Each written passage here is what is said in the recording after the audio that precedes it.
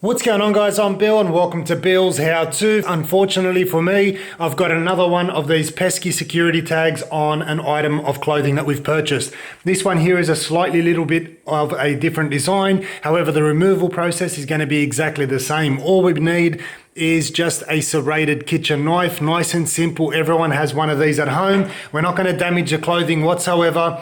Pretty much any style that you've got out there, as long as you focus on cutting off this little round section here. This is where the magnet is inside with the ball bearings, and that'll actually hold on to the little pin. That's why at the store they'll use a very strong magnet to release that. However, most household magnets that people have laying around won't actually work as much as people love to say it will. It won't.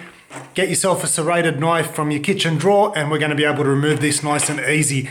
Pretty much all we're going to do is just cut this top little round section here. So I might take a few different angles that we might have to work at, but all we need to do is just cut that little top round section off and I'll show you guys how easy it is.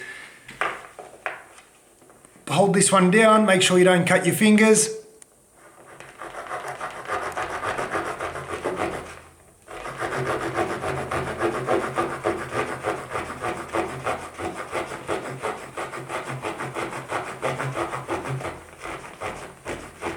All right, so we've gone down far enough on that angle.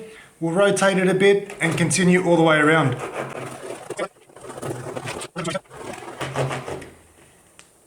We've got one more, or we might even be able to pop this off. We'll just see how much. Yep, so that one there's come off. All right, so you can see just the back section is the only thing holding it now. So we'll lift this one here up. That's going to expose a little cap, so we can remove that cap there. Remove the spring. So if you look inside now, all we have left is just this little silver cap, and you can hear those ball bearings.